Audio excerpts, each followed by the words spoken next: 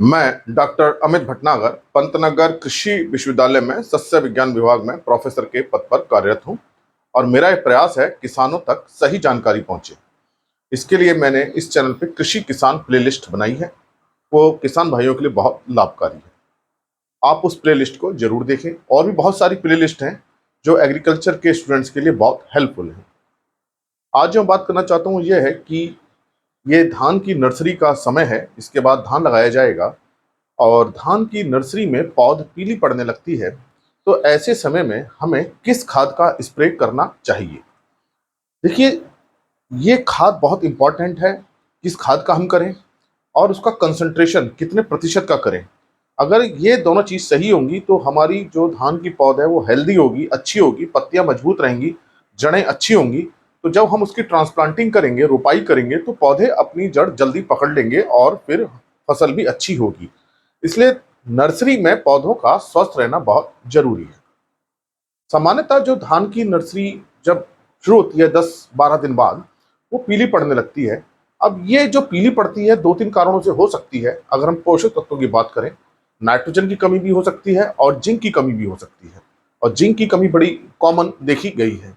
इसके अलावा अगर पत्तियां सफेद हो रही हैं तब ये ना तो जिंक की कमी है, ना ये नाइट्रोजन कमी है, फिर ये आयरन की कमी है। तो ऐसी अवस्था में पहले हमें पहचानना जरूरी है कि कमी किस चीज की है और किस खाद का हम स्प्रे करें। पहले हम बात करते हैं नाइट्रोजन की कमी है तो उसका क्या लक्षण होगा। अगर पौध में नाइट्रोजन की कमी आ रही है तो देखिए जो नीचे की पत्तियां हैं वो पीली पड़नी शुरू हो जाएंगी। तो नीचे की जो नीचे की पत्ती है वो बहुत पीली हो जाएगी और वो पत्ती फिर सूखने लगेगी। तो ये समझ जाइए कि ये नाइट्रोजन की कमी है। तो ऐसी अवस्था में आपको 2% यूरिया का स्प्रे करना है। अब 2% यूरिया का स्प्रे कैसे बनेगा? जितना प्रतिशत होता है उसका 10 गुना कर दीजिए और उसको 1 लीटर पानी में घोल लीजिए। इसका मतलब आपको 20 ग्राम यूरिया 1 लीटर पानी में घोलनी है, प्रति लीटर पानी। फिर आप इसका स्प्रे नर्सरी में कर दीजिए। तो इससे आपके जो नाइट्रोजन कमी है पूरी हो जाएगी। लेकिन आपको ध्यान ये रखना है कि आप इसको 2% से ज्यादा मत बढ़ाइए, नहीं तो नर्सरी के पौधे जल सकते हैं। इसलिए इसकी कैलकुलेशन करके ही आप उसका स्प्रे कीजिए। पहला स्प्रे कर दीजिए, रिकवर हो जाएगा अगर थोड़ी कमी है। अगर ज्यादा कमी है तो फिर आपको 2 स्प्रे करने पड़ेंगे। तो जो दूसरा स्प्रे करीब 10 से 12 दिन बाद कीजिए। तो ये आपको पहले पहचानना है कि नाइट्रोजन कमी है या नहीं है। तो इसको ऐसे पहचान सकते हैं जैसे मैंने बताया, निचली पत्तियां जो होंगी वो पीली पड़ेंगी। तो ये हमारा है नाइट्रोजन का। दूसरा क्या हो सकता है कि पत्ती जो है वो भूरी पड़ रही हो। बीच की पत्तियां, निचली पत्तियां भूरी पड़ रही हो, ब्राउन हो गए हो, स्पॉट्स आ रहे हो उसके अंदर, और सीडलिंग की ग्रोथ रुक गई हो। तो फिर ये जो कमी है ये जिंक की कमी है। इन दोनों में अंतर देखिए क्या है। ये जो नाइट्रोजन की जो कमी होती है, नाइट्रोजन की कमी में पत्ती कैसे पड़ेगी? पीली पड़ेगी। और इसमें कैसी हो जाएगी? पत्ती भूरी होगी। तो ये आपको ध्यान रखना है। और नाइट्रोजन में जो कमी शुरू होती है वो किनारे से शुरू होती है, जहां पे उसकी टिप है पत्ती की, वहां से बेस की तरफ बढ़ती है। इसमें पत्ती भूरी हो जाएगी और भूरे स्पॉट्स भी पड़ सकते हैं और सीडलिंग ऊपर को उठेगी नहीं, लंबाई पकड़ेगी नहीं। तो समझ जाइए जिंक है। अब जिंक की कमी का हम कैसे स्प्रे से दूर कर सकते हैं? अब देखिए इसमें जिंक सल्फेट आता है।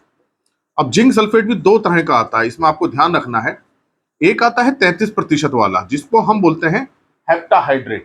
अगर 33% वाला जिंक है तो आपको इसको 0.5% का स्प्रे करना है। 0.5% का स्प्रे का क्या मतलब है? आपको 5 ग्राम, मतलब इसको 10 से गुणा कर देंगे तो ग्राम प्रति लीटर बन जाता है। 5 ग्राम प्रति लीटर का घोल बना के आप पौध पे छिड़काव कर दें। तो अगर ये ये अगर 33% वाला है तो आपको 0.3% का करना है। ये मोनोहाइड्रेट है 33% वाला। थोड़ा समझ लें इसको। 33% वाला मोनोहाइड्रेट है तो आपको इसको 3 ग्राम प्रति लीटर करना है। अगर आपके पास 21% वाला है, ये है हेप्टाहाइड्रेट। ये होता है मोनोहाइड्रेट, ये होता है हेप्टाहाइड्रेट। इसमें जिंक केवल 21% है। तब आपको ये 0.5% करना है। मतलब 5 ग्राम प्रति लीटर का आप घोल बना करके स्प्रे कर दें। तो ध्यान रखें कि जिंक सल्फेट आपके पास कौन सा है। 33% वाला है तो उसकी मात्रा कम लगेगी। 21% वाला है तो उसकी मात्रा ज्यादा लगेगी। 21% वाले की 5 ग्राम है, 33% वाले की 3 ग्राम है। अभी मैंने गलत लिख दिया था, वो मैंने सही कर दिया है, आप इसको देख लीजिएगा। इसकी ये वैल्यू है। 33% वाला ध्यान रखिए 3 ग्राम प्रति लीटर लगाना है, और 21% वाला आपको 5 ग्राम प्रति लीटर लगाना है। अगर पत्ती हमारी ना पीली पड़ रही है ना भूरी पड़ रही है, लेकिन ऊपर की जो नई पत्तियां आ रही हैं, नई पत्तियां जो है सफेद हो गई हैं, तब ऐसी स्थिति में ये आयरन की, लोहे की कमी है। लोहे की कमी है, आयरन जिसे हम बोलते हैं अंग्रेजी में, उसकी कमी है। तो नई पत्ती अगर सफेद हो रही है, नई पत्ती सफेद है, तब ये आयरन की कमी है। और ये भी आयरन की कमी आजकल देखी जा रही है बहुत अधिक क्षेत्रों में। उससे क्लोरोफिल नहीं बनता है, पत्तियां सफेद पड़ने लगती है, खास तौर से जो ऊपर की जो पत्ती होगी वो बिल्कुल सफेद हो जाएगी। तो ऐसी स्थिति में आपको फेरस सल्फेट जो मिलता है बाजार में, उसका प्रयोग करना है, और इसको भी आपको 0.5% करना है। 0.5% मतलब 5 ग्राम प्रति लीटर का घोल बना करके आप इसका स्प्रे कर दीजिए। अब चाहे जिंक की स्प्रे कर रहे हो, चाहे फेरस सल्फेट कर रहे हो, आपको पहला स्प्रे जैसी सिम्टम्स आते हैं तब करना चाहिए, और दूसरा स्प्रे 10 से 15 दिन बाद करना चाहिए। तो अगर जिंक की कमी है तो जिंक से ही दूर होगी, आयरन की कमी है तो आयरन से दूर होगी, नाइट्रोजन कमी है तो नाइट्रोजन से ही कमी हो, यूरिया से दूर होगी नाइट्रोजन डालने से। सामान्यतः होता क्या है, जैसे हम देखते हैं कि हमारी फसल भूरी पड़ रही है या सफेद हो रही है, तो हम तुरंत यूरिया का स्प्रे कर देते हैं। हम ये समझते हैं कि यूरिया से वो डिफिशियंसी पूरी हो जाएगी, कमी पूरी हो जाएगी, लेकिन देखिए यूरिया तो केवल नाइट्रोजन कमी पूरी करेगा। हो रही है जिंक की कमी तो यूरिया से पूरी नहीं होगी, हो रही है लोहे की कमी तो जिंक सल्फेट से पूरी नहीं होगी। इसलिए हमको ये देखना जरूरी है कि पत्तियां कौन सी कमी का लक्षण दिखा रही हैं। तो पहले आप कंफर्म कर लीजिए कि ये पीली अगर पत्ती हो रही है निचली तो यूरिया है, और पत्तियां अगर भूरी पड़ रही हैं, स्पॉट्स आ रहे हैं, तो ये जिंक की कमी है, और नई पत्ती जो निकल रही है वो सफेद हो रही है तो वो आयरन की कमी है। तो आप इसको इसी हिसाब से स्प्रे कीजिए, और 2 स्प्रे में ये काम हो जाता है।